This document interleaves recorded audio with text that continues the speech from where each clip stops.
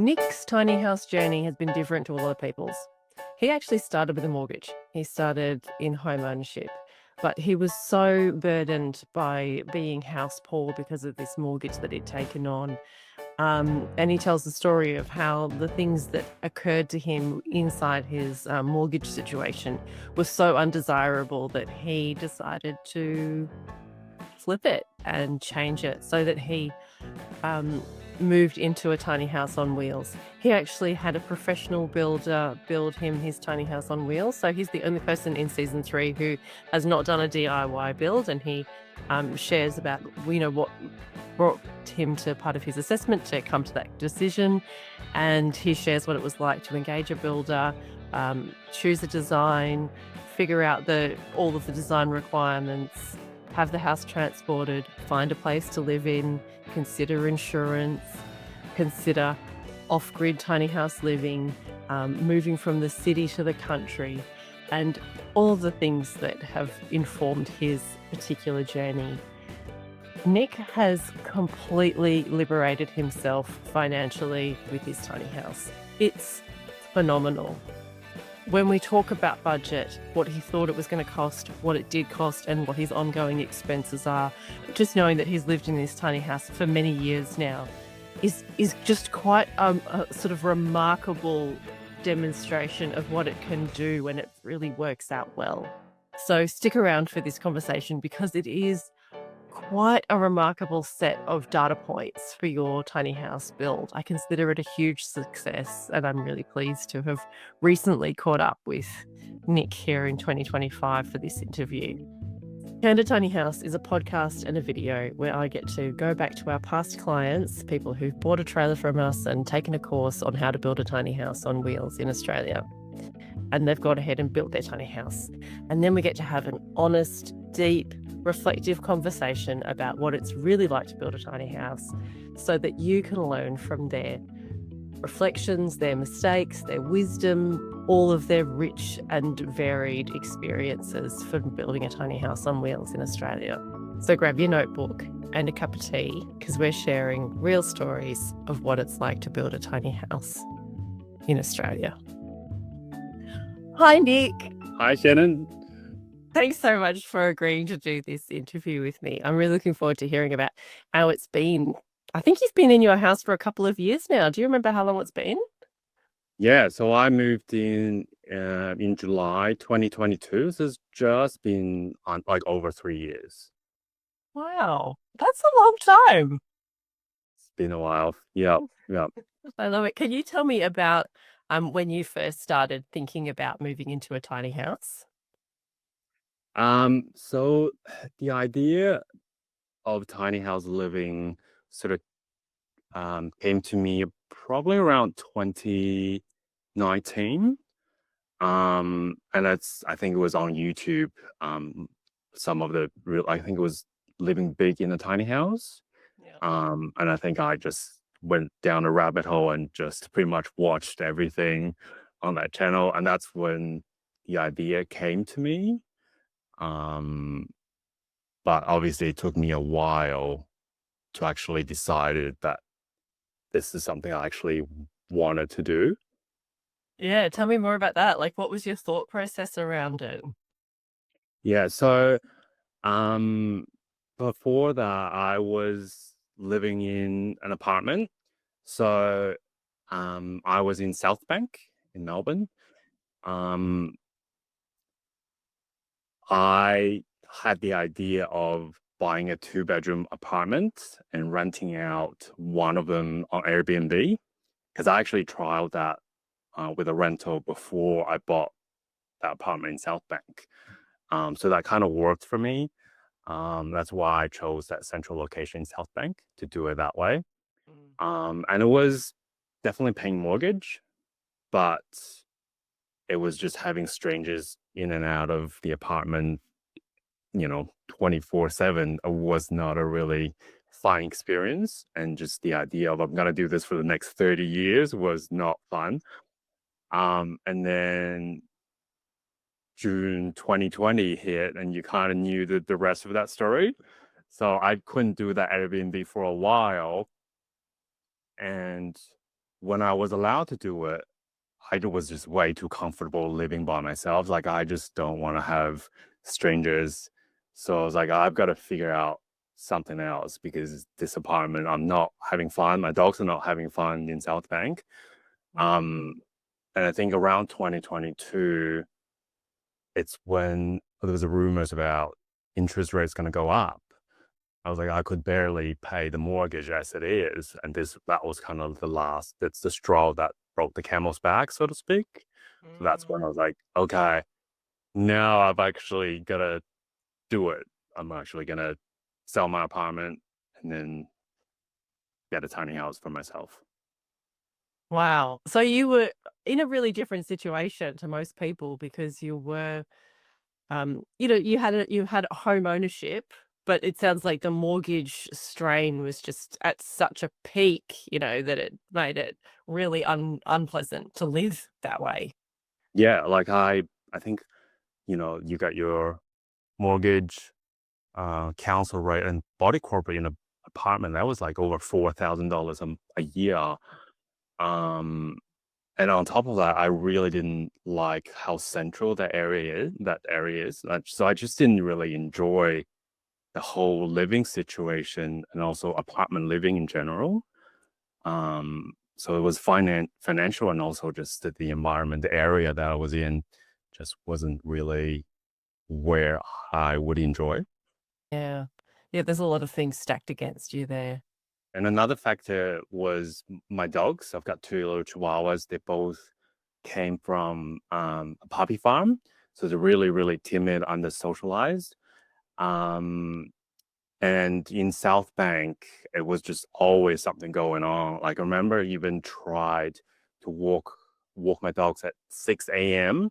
And then there would be trams going like, oh, there's just never a quiet moment. So one of Yeah. my dogs, Rodriguez, he's about like 2 kilos. So if I walk him, people will notice him and Yeah. people want to come up and say hello to him. And he's like really, really timid in a way that I have had him for, I think at this point, 7 years. And he does not like me at him. That's how timid he is. So he just definitely did not enjoy having people come over and talk to me or talk to him. And the other dog, Guacamole, he kind of would put up with me walking him, but quite often when I took him out of the apartment, um, he would just pancake on the ground, go, I want to go home. Yeah, So you that had was, to take care of your traumatized little puppy dogs. yeah, Yeah, so with the lockdown impacting your mortgage, and then you just sort of got a sense of how nice it was to not have people coming through your house all the time. yeah, yeah, Yeah, and then you get the sense that your dogs are probably suffering from having that contact that's with right. strangers as Yeah. well. Yeah. The apartment was right above the Burley Tunnel. Like you would Mm. have trucks at 4 a.m. in the morning just going into the tunnel, and you hear that a diesel engine going in. The noise was pretty awful. Like it was not Yeah. stop. Yeah, Yeah. Far out. That's intense. yeah, Oh, well, no wonder. So, but tiny house on wheels, I mean, that's quite a difference, isn't it? So you're going from something quite secure and known, even though it was sort of like a real stretch to your budget, holding yeah, down that mortgage. But you went from something really sort of mainstream and known as owning yeah, apartment in South Bank, to tiny house on wheels. So tell me about how your brain did that U-turn.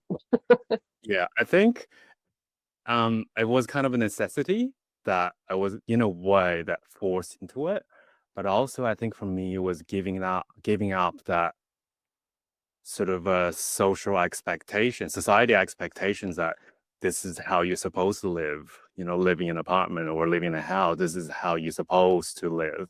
I think having that mindset shift was a big part of it.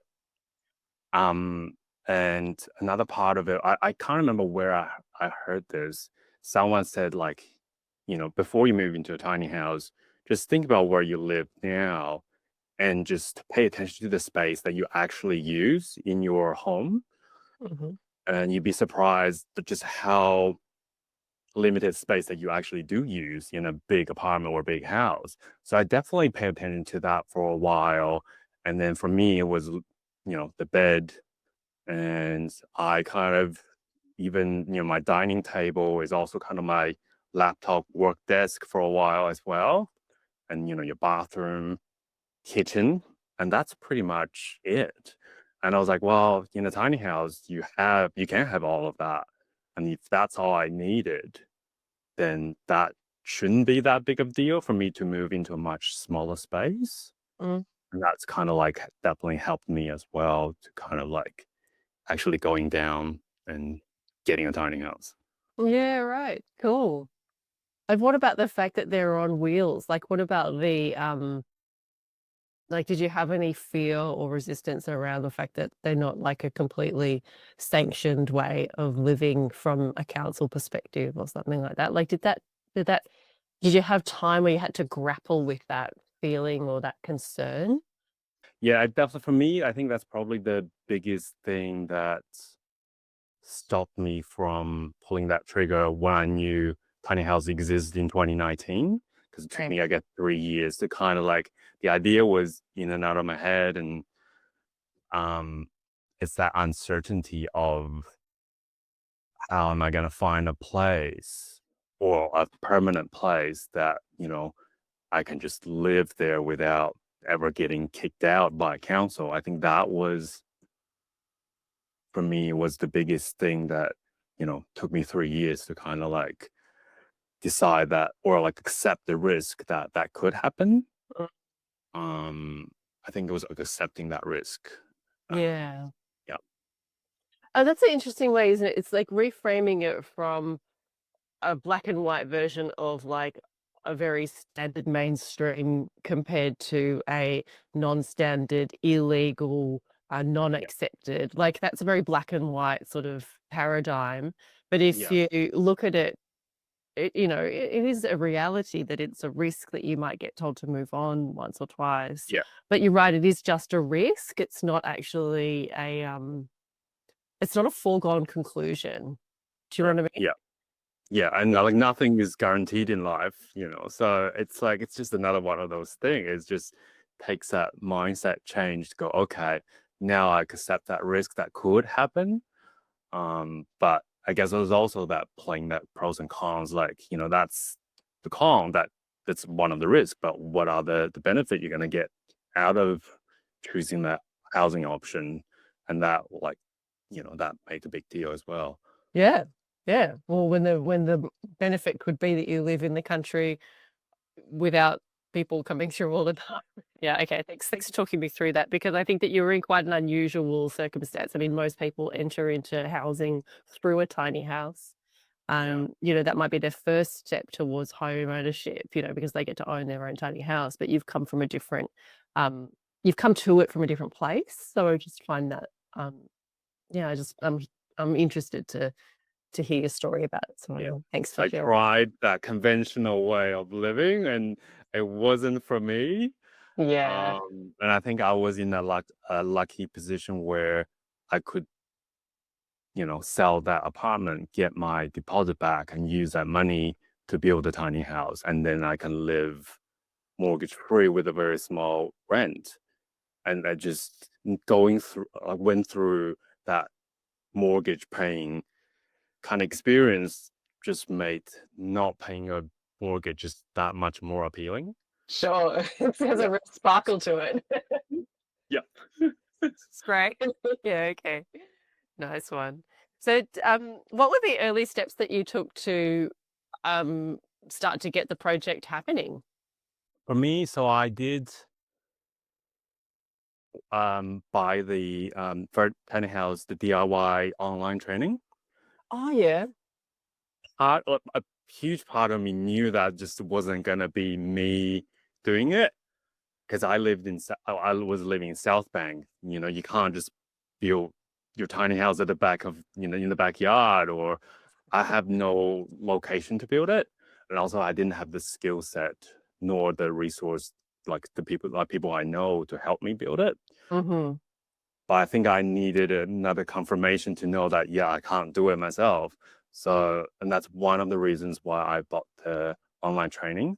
But it was also a way of for me to see, I guess, the unified construction method, what that's like. I think that also gives me confident in going through with the Fred tiny house build, Yeah. this is design. So that one helped me as well. So yeah, well, after I watched the whole DIY training, I was like, yeah, okay, this is not me. I can't do it. Um, and then it's going through the process of, organizing, selling my apartment. And in the meantime, also finding a builder, finding a floor plan and finding a builder, getting that build. Yeah.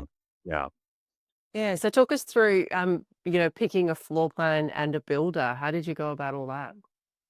Um, so the floor, because I decided to get the trailer from you guys, and I've seen the training and the unified construction method. Like everything's meticulously designed, and I really like that aspect about how you guys design things.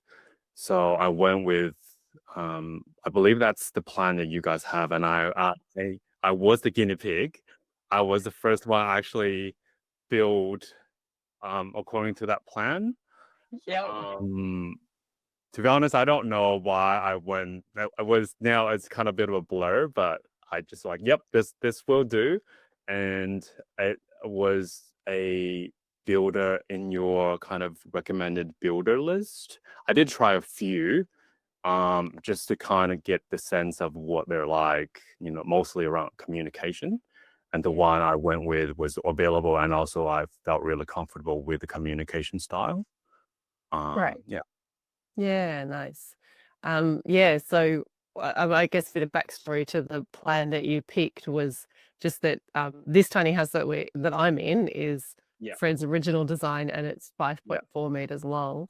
And I think just a bit before you had approached us, another client had said, I really like this house, but I totally need it to be 7.2 meters. Yeah. And so he had said, we had hooked up with another trailer client of ours who is an architect.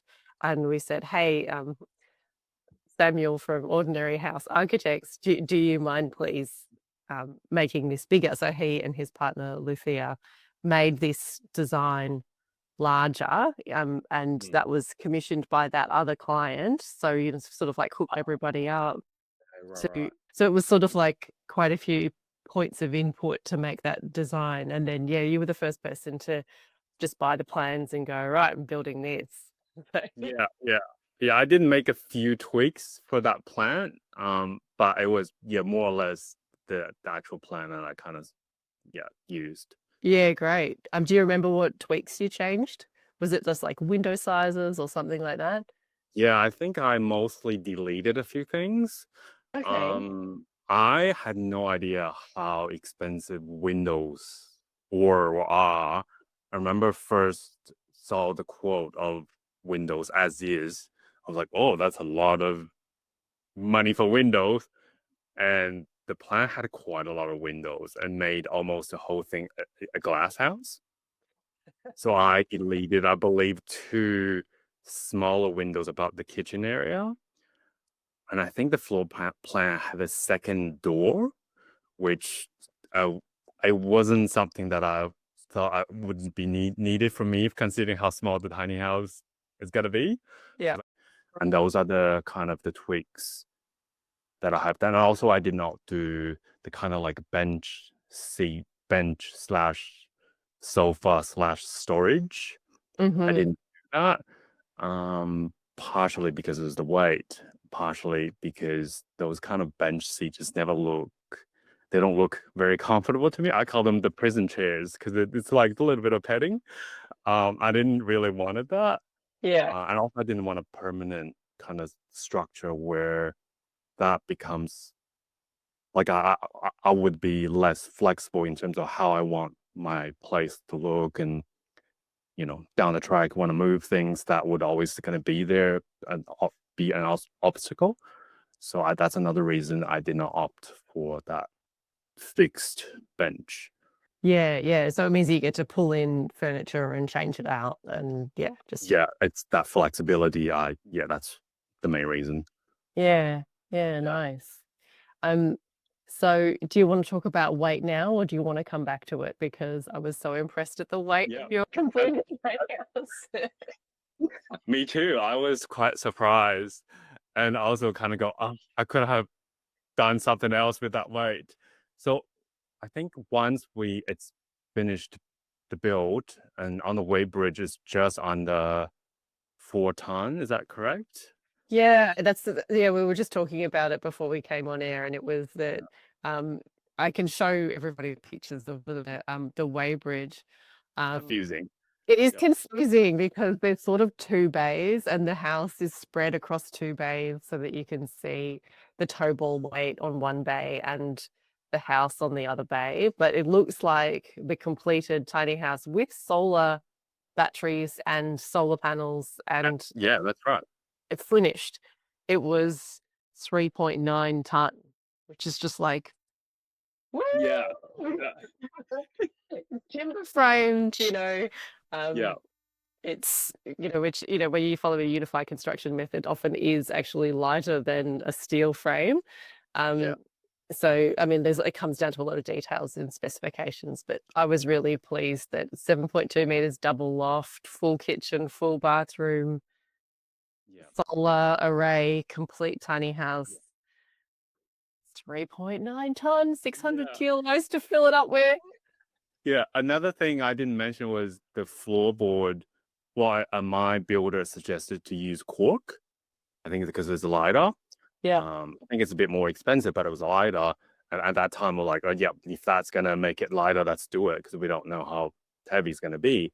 Um, and I really like it because my dog's it's a softer kind of flooring, and it Yeah. makes my dog's little paws just a bit easier on the floorboards. Um, yeah, where when I was in South Bank, hard floorboards that you can tell because one of my dogs he has really long quick that you can't really cut the nails to really short. So I think having that cork softer ground makes him a bit more comfortable as well. That's Um, nice. and it's really easy to vacuum. Um, Yeah. yeah, it's never taken me more than 3 minutes to vacuum the entire place. It's so much Wow. easier. Yeah. Yeah. Can you tell me a bit about picking the builder and then the process of building with him? Yeah, so I think we did had quite a few phone conversation before I decided this is the builder for me. I Mhm. think for me, I wanted to make sure that I feel comfortable communicating my needs and my customization with my builder, and that he's gonna understand where I come from and respect my, whatever I prefer. Yeah. So that was a big deal for me, and also just communication in general. I want to know the process. Where are you, and you know, because like one of the mistakes I did was I only started looking for a parking spot after it was nearly finished. Hindsight, would have started a lot earlier finding a parking spot. But I think at the time, with my thinking was if he keeps me updated with my build, then I know roughly when it's going to be finished, and then I'll start looking for a parking spot. It's like having those updates really helped me. Um, and my builder had I think, a special situation where they normally like they build like your average houses, um, and they've got a workshop where when the weather's not um ideal, they like when it's raining, they will just go into the workshop and build tiny houses. And I was lucky in a way that my build was around mid the winter in 2022, and that was a particularly wet winter, which means that they finished my build in I think less than 12 weeks because they couldn't really do much work outdoors. So they were just in that workshop building that tiny house. So I was kind of lucky in that way. They got it done really, really quickly. So did you end up renting whilst the house was being built, or did it just rocket through at such a pace that you didn't need to? Like, how did you do that? Yeah, so I had to sell the apartment first to get the deposit. Wow. And I was lucky that my friend Anne, she, I think it was a 3 or 4 bedroom house in Camberwell, and she was living by herself at the time, and she kindly offered for me to stay with her during the build. Right. And I was able to store all my belongings there as well, and I was kind of gradually getting rid of my stuff because I had to. Yeah. That made the whole process just so much easier because the other option would be finding a place to rent for, and I didn't even know how long that was going to take. No, that time period had to be very elastic, didn't it? Because if you were Yeah, dependent on the weather being bad so that your house got built, then yeah, correct. you had to be super stretchy around it. Yeah, so that was like if I ended up getting a rental, then I potentially would have to break a contract because I don't know how long I was gonna live there. So the fact that my friend Anne offered me to stay with her, that made the whole thing just so much less stressful. I guess Yeah. it was a really good bonding time for us as well. Oh, that's so nice. Yeah. It worked out well then, hey? Did you get any help? You mentioned before, like changing the specifications of your solar setup, like the batteries and the amount of solar gain that you get on your solar panels. How did like Mm. who did you consult with, or how did you determine your load and what size the system had to be? Yeah, it was I didn't do a whole lot of research. It was kind of money was a big deciding factor, like in Yeah. terms of how much I could and willing to pay for that system, Hmm. and just getting a very, very general idea of usage of like my usage of like what my fridge was gonna how much energy my fridge is gonna use and what other appliances I'm gonna have to use to get a very, very rough idea. Because my battery, original battery, I opt for the smallest battery, which is about I think 3.5 kilowatt hour, which was very, very small. Yeah. And I realized that there's a chance that I could live with that capacity, but then that also means I would be constantly depleting the battery, which means the degradation is going to be a lot faster and potentially not lasting as long. That I probably down the track have to invest another battery to replace it. Yeah. So then I was like, oh, I could afford it, so let's just let me double the capacity, so then I don't have to deplete it all the time. I think with off-grid solar, until you live in it, you can't really truly understand how much, like your lifestyle, how much you use it, how much sun you're gonna get, that sort of there's a lot of moving parts. It's really Yeah. difficult to tell. But one of the things I asked was, am I able to scale up if I decide, this is not enough for me? And Hmm. the battery, I was able to, put another one in if I choose to. Yeah. That gives me kind of like comfort knowing that I don't have to go all out now. If this is not big enough, once I started, living there, then I could get another battery and I guess solar as well, solar panels. Yeah. I could always get more if I choose to. Yeah. Um, but it actually works out really well with my setup as is.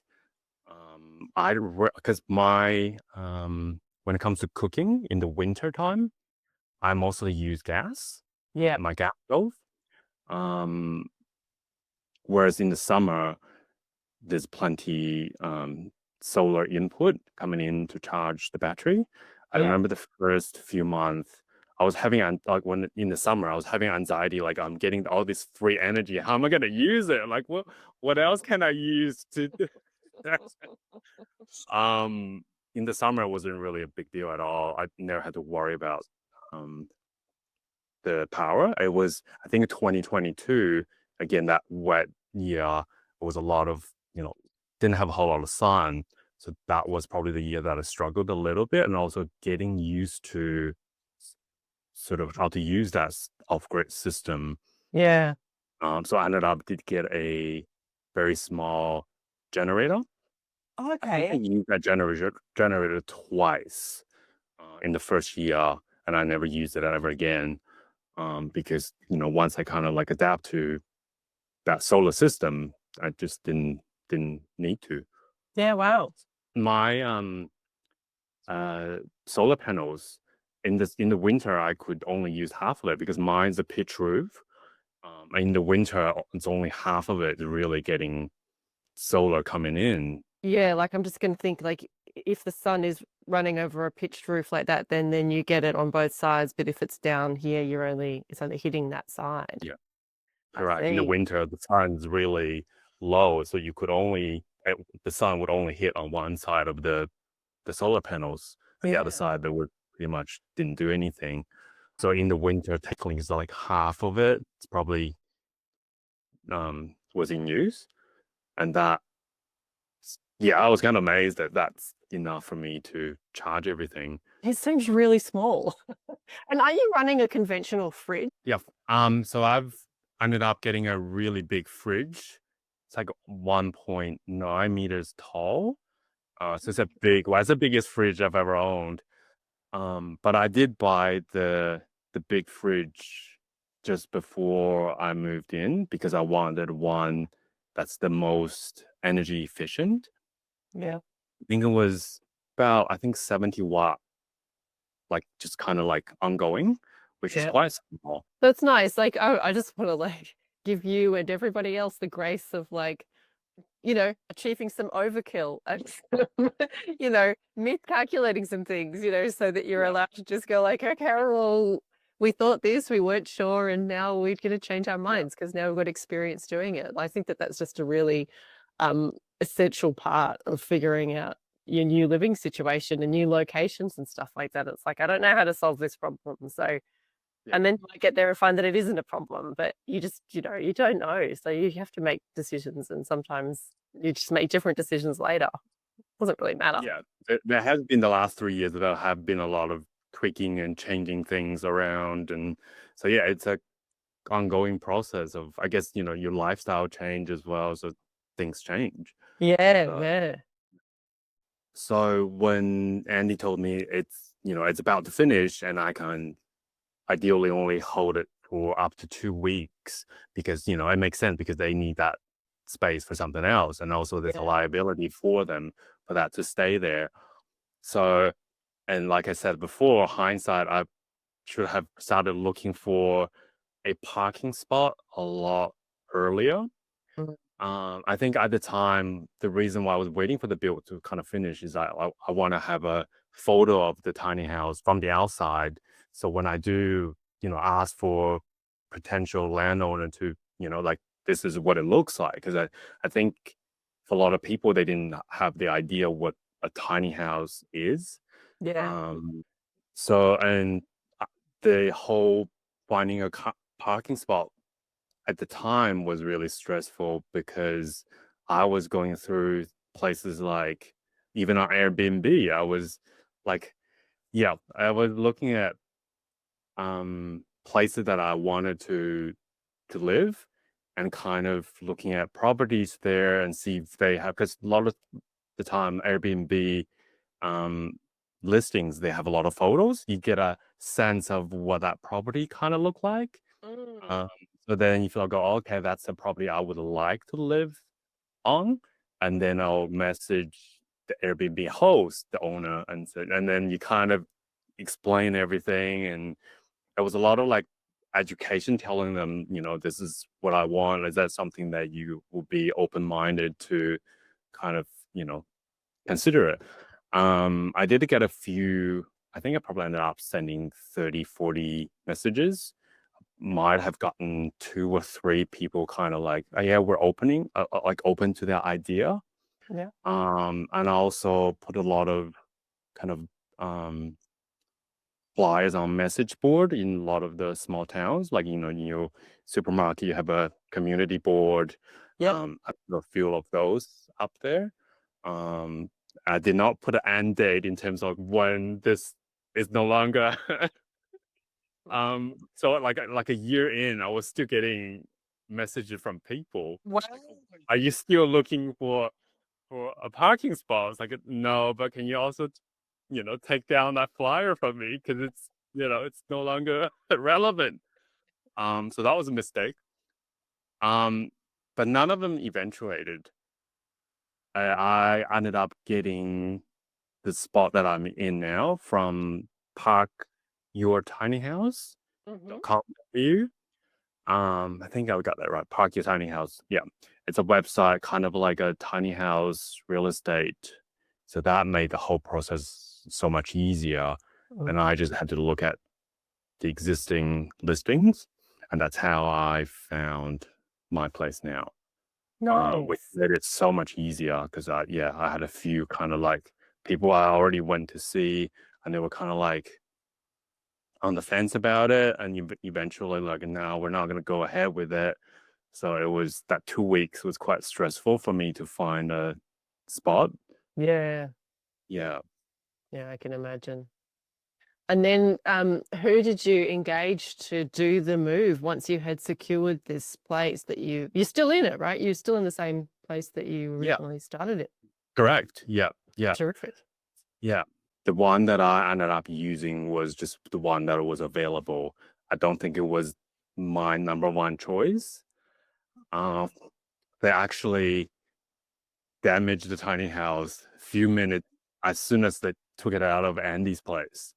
So Oh, they had, I know, so um, they had three people in the vehicle, but I think it was the driver was kind of just started doing it. I think it was like the brother kind of like in training, but I think it was just a human error. They could have had one person coming out because it's a long vehicle you're towing.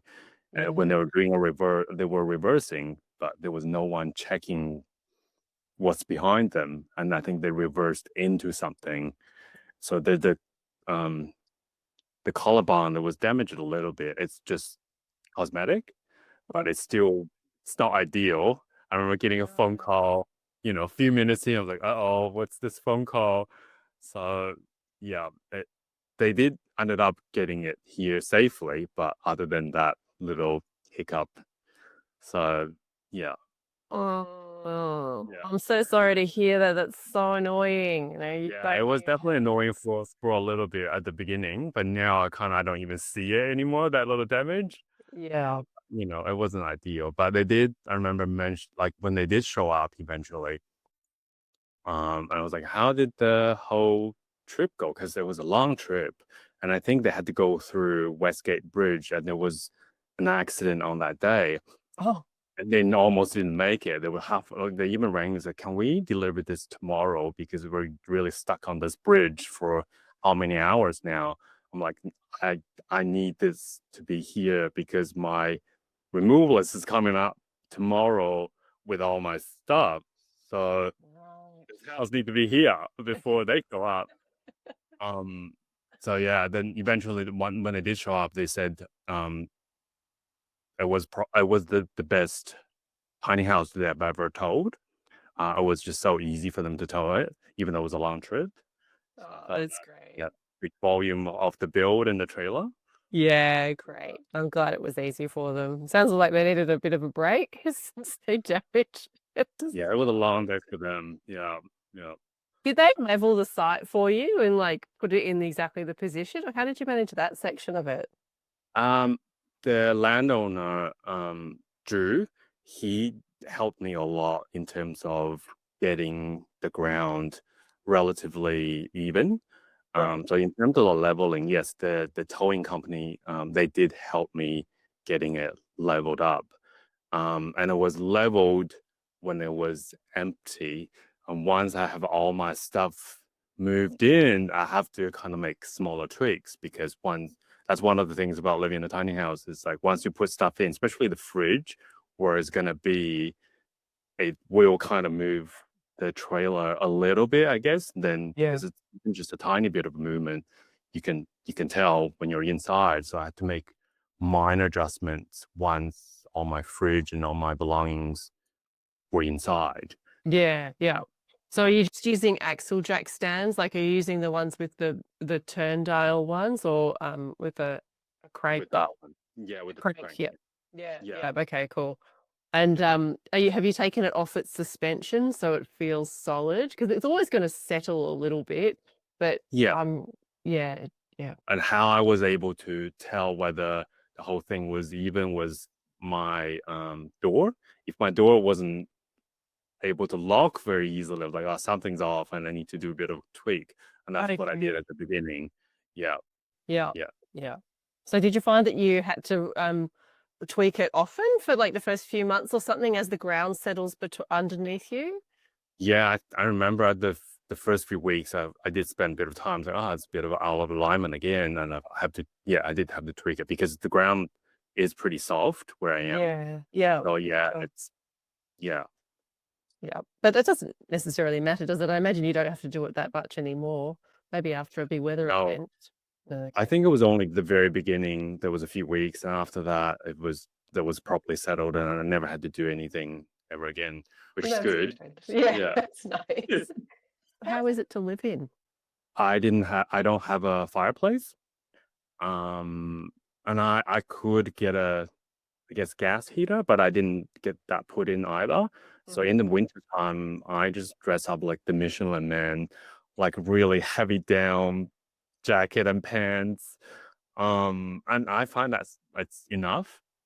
Um, and also I tend to have a window open at all times just for airflow. So Okay. if I heat up inside, it's got to be difficult to keep it warm. So I just find it a lot easier just to put on more clothes for me. Right. Okay. So it sounds like your personal preference is to have fresh air, even if it's cold. Because it sounds like you don't have any heating. Pretty much. I do have like hot water bottles, like, Yeah, but not that. that's not. um, I've actually got one for myself and one for the dogs. And that's enough. I find that that's enough for the three of us. Wow. Okay. Um, yeah, and in the summertime, I think that's where I struggle a bit more in the summer. Yeah. Because I did not end up having an AC unit installed, which hindsight, because now I do have access to mains power, which Okay. I'm like thinking, oh, maybe down the track, I probably would want to put in an AC unit just because now I have the energy source to do that. Yeah. But currently I don't have that. And because how many windows and glasses I do have, it definitely heats up fairly quickly. Yeah. Um, and I did not have kind of awnings put in on all the windows, and that's something I potentially will get it done before the summer. Yeah. It's more so keeping all the windows away from direct sunlight. I think that's going to make the biggest difference because as Yeah. soon For as the sun shading. hits, you feel the temperature rising really, really quickly. It's such a Yeah. small and sleeping up in the loft, that's where all the hot air goes, higher up. So last summer there was definitely a few, challenging nights just falling asleep. You've chosen some things that are most people wouldn't choose. Very unconventional. Um, yeah. Tell me about how it's worked out with money. Like, you got into this from a financial squeeze perspective. Um, how much did the tiny house cost? So the initial cost of the tiny house, including the off-grid solar system, it's about 130, I think maybe after like all the small things added, like the decking and everything, probably about 140. Okay. Um, and with the ongoing cost, so because I have that off-grid solar, I don't have an electricity bill. I do have a very small bill for natural gas because my hot water system is gas, and also in the wintertime when there's a long period of time I don't have the sun, I do have to use that for cooking and heating, like boiling water. but Okay. very minimum use. I probably go through a 45 kilo bottle once a year. So that's Wow. very, yeah, minimum. Um, and I do pay I do pay rent to stay on this property, which is $100 a week, and I'm really lucky that this property has bore water, so that's included in the bill as well. So like Wow. technically, I don't pay extra for water. Yeah. Uh, mm, and I'm able to tap into the internet um with the landowner. So it's kind of like shared internet, so it's a lot cheaper as well. So like $10, $15 a month. So my overall like ongoing bill is quite low. Like that's probably Very low. yeah. So that's one of the things I'm really grateful for is I'm kind of more or less um isolated from the cost of living increase Yes. because of where I live and how I live. I'm probably paying like in terms of rent and bills included about the same as when I was paying just the body corporate when I was in a living in an apartment. Yeah. Yeah. That's that is such a dramatic difference financially. Like you'd be able to save Yeah. crazy amounts of money because like your cost to live is Very, very it's small. it's the bottom. It's like the bottom Yeah. possible. Yeah. Yeah. I think that also opens up more like job opportunities. I don't have to go for what jobs pays more to, so that I can live comfortably. So I get to choose jobs that I enjoy, even if it doesn't pay as well as, some other jobs. So that's Yeah. another big aspect of living in a tiny house. It's that financial side that, well, the what kind of job you're able to take. For sure. And like you'd be able to cut back to the amount of hours I imagine that you would want to do rather Yeah. than feeling forced into chasing your tail all the time. Yeah, especially right now, like how expensive rent is and like everything else.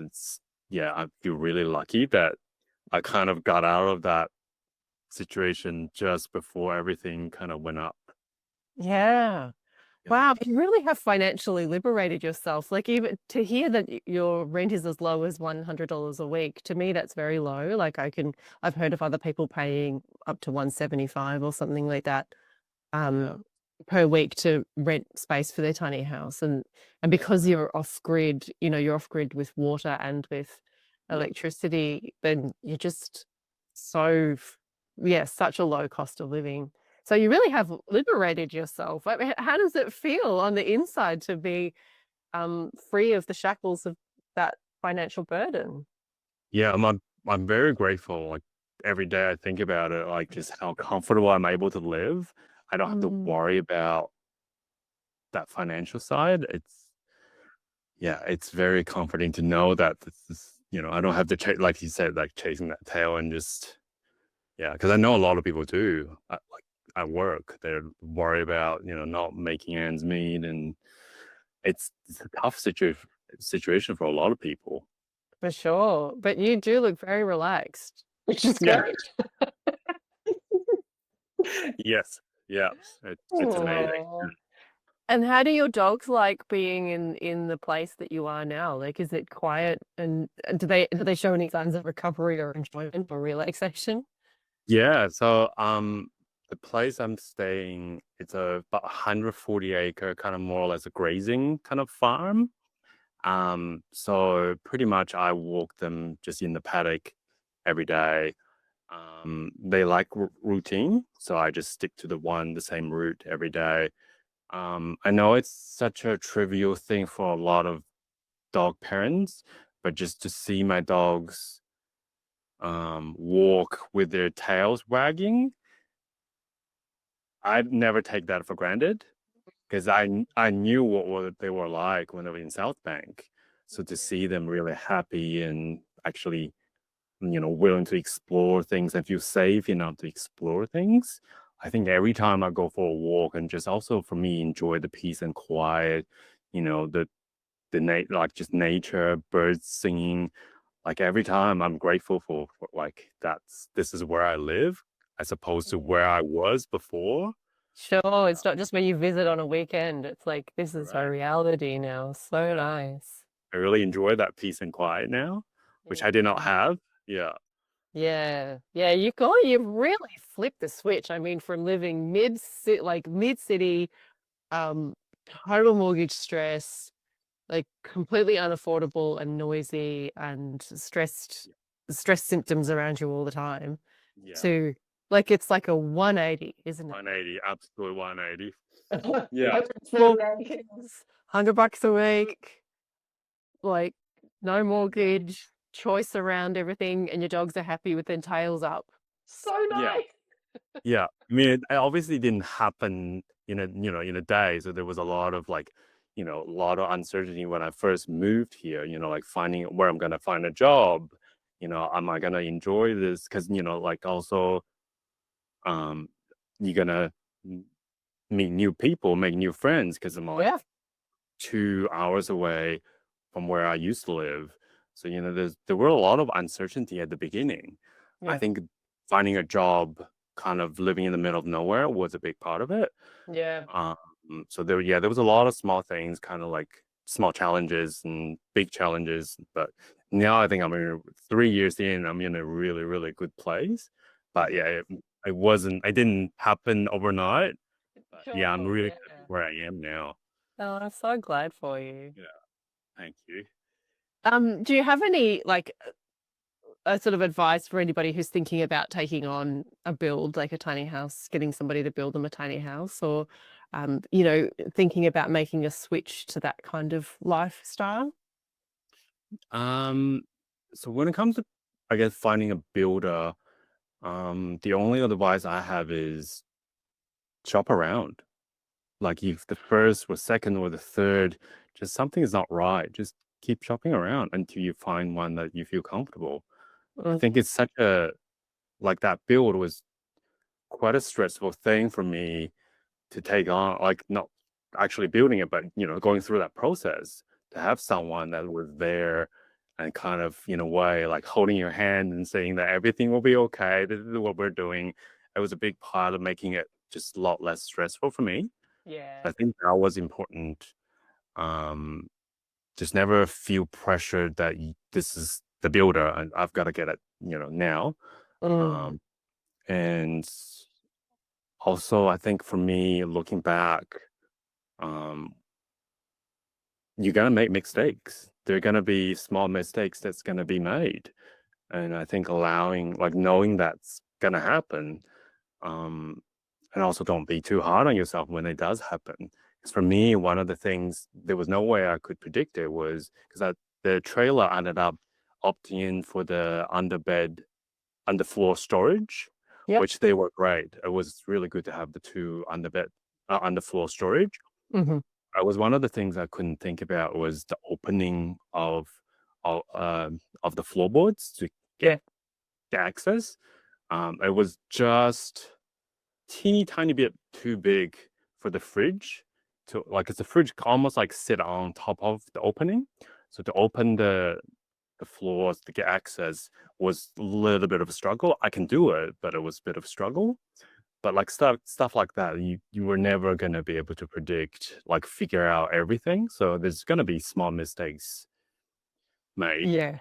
Yeah, yeah. But if you give yourself permission to make mistakes and live with them, or to make mistakes and be able to change them later, then you do Yeah. get a bit more free to move forward into the next step, don't you? Yeah. And another one I think is just accept that unpredictability and that uncertainty of mostly around finding a parking spot.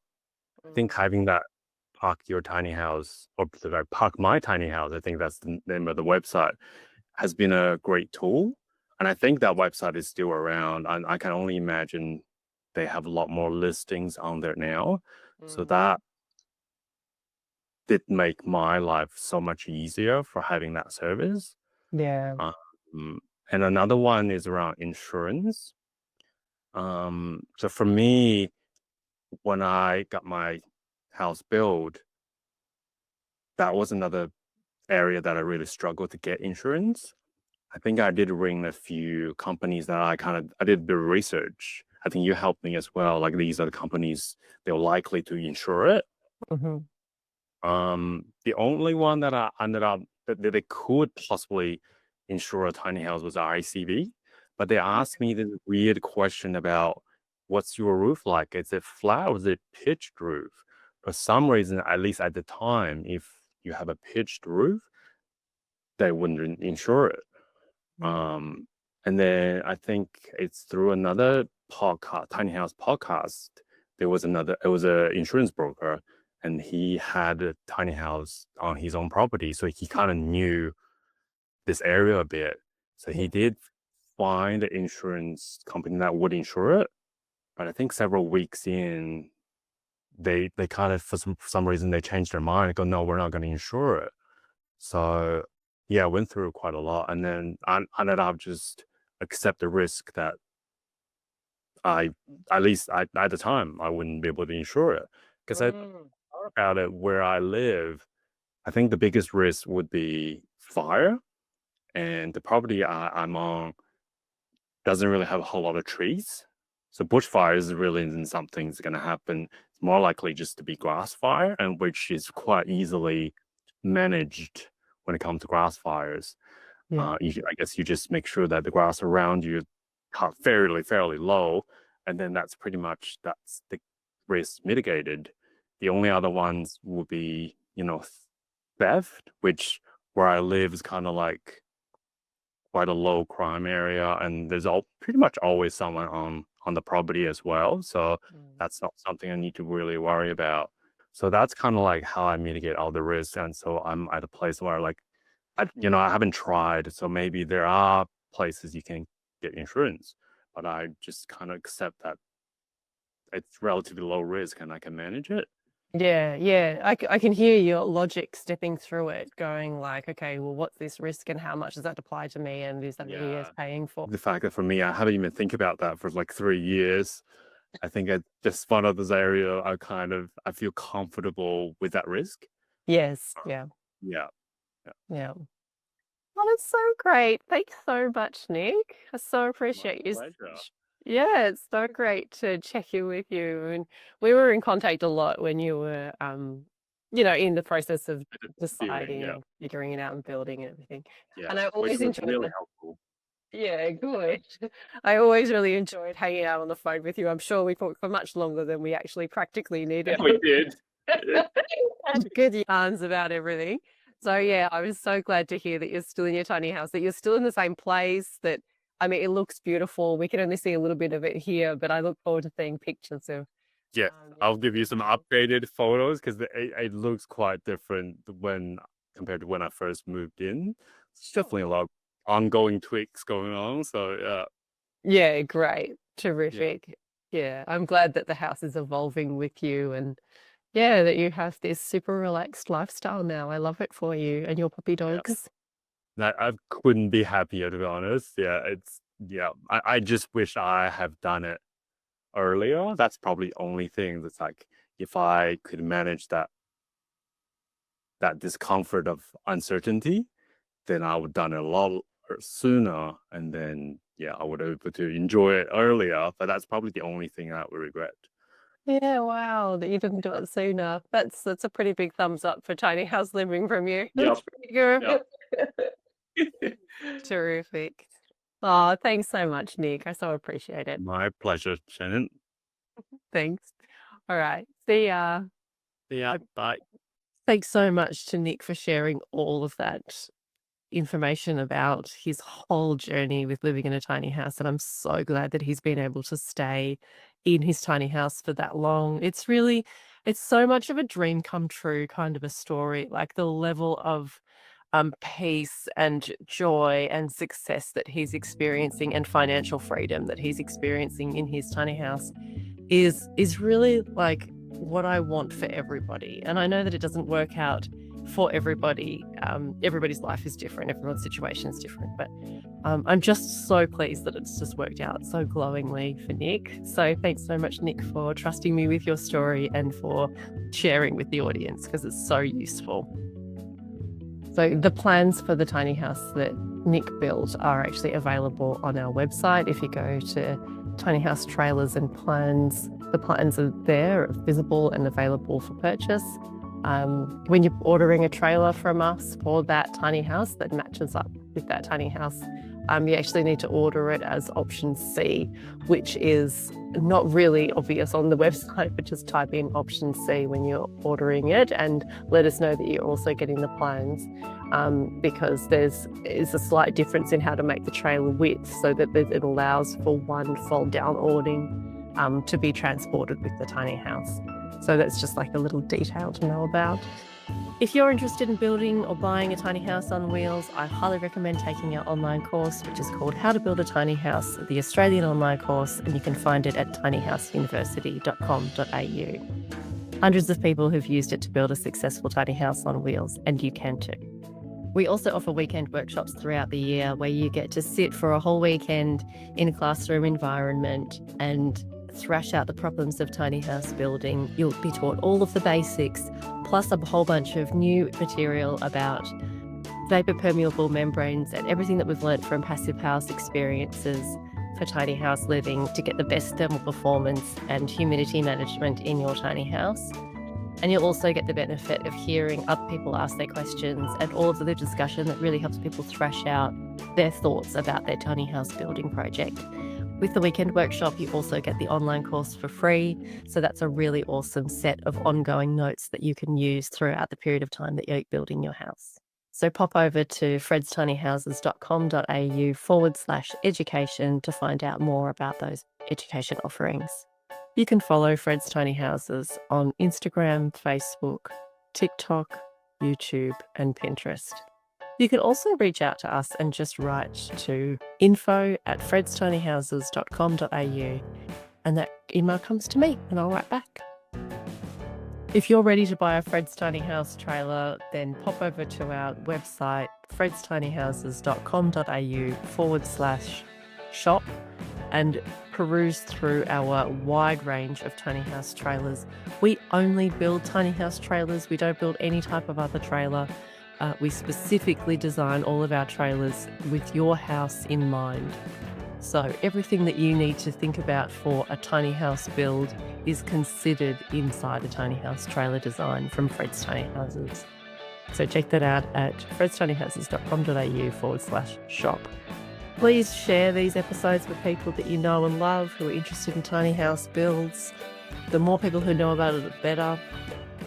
Give us a positive review on Apple Podcasts and on YouTube and on Google and on Facebook and all the places. We love 5-star reviews. You'll see heaps of people have already done it, and we're really welcoming more because we want more and more people to build successful tiny house builds across Australia. Thanks heaps. Stick around next week to meet Tyson.